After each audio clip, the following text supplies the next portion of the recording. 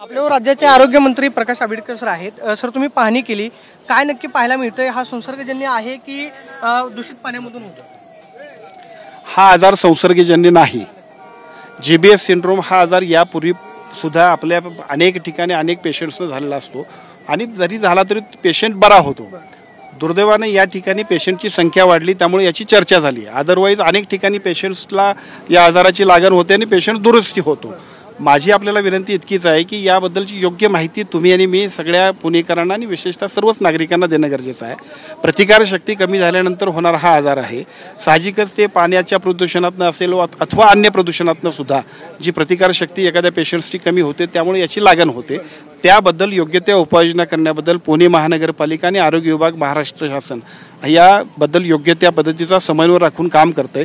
कोणत्याही परिस्थितीमध्ये जेबीएसच्या पेशंटची संख्या वाढू नये किंवा कमीच यावी आणि त्याचबरोबर ज्या आवश्यक त्या उपाययोजना करायला पाहिजे त्या करण्यासाठी आपण प्रयत्न करतो। सर मात्र खाजगी रुग्णालयांकडून जे लूट होते म्हणजे इंजेक्शन असेल मग त्याच्यावरती आपण काय निर्बंध खाजगी रुग्णालयांवरती कारवाई करणं? खाजगी रुग्णालयांमध्ये सुद्धा पेशंट्सना अशा पद्धतीनं रुग्णालयातल्या इंजेक्शन्स जर काय मूळ दरापेक्षा जर महाग घेतले असतील तर त्याच्यावरती कठोर कारवाई केली जाईल। सर सगळ्यात महत्त्वाचं शहरी गरीब योजना असेल किंवा महात्मा फुले जी जीवनदायी योजना आहे त्याचा लाभ या सगळ्या रुग्णांना मिळणार आहे का?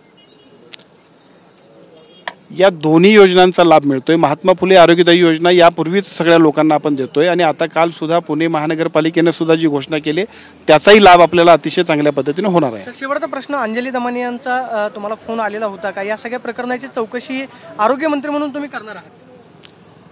निश्चितपणानं आपल्या विभागामध्ये जे काही चुकीचं काम असेल तर त्या चुकीच्या कामाबद्दल तपासणी करणं किंवा चुकीच्या कामाला रोखणं त्याच्यावरती कारवाई करणं हे आमचं कामच आहे। त्यामुळे त्याबद्दल आपण निश्चितपणाने कारवाई करू। तुम्ही नवलेवाडीला येऊन बघा, विभागामध्ये जर काही चुकीचं काम सुरू असेल तर ते रोखणं आमचं काम आहे आणि आम्ही त्याची तपासणी करू अशी प्रतिक्रिया आरोग्यमंत्री प्रकाश आंबेडकरांनी दिल्याचं पाहायला मिळते। कॅमेरा पर्सन हरीश नेगेसोनी, प्रदीप कापसे, TV9 मराठी, पुणे।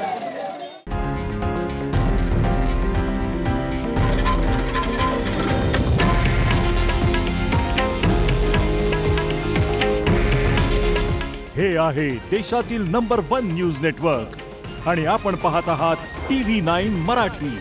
काळजी तुमची, हित महाराष्ट्राचं।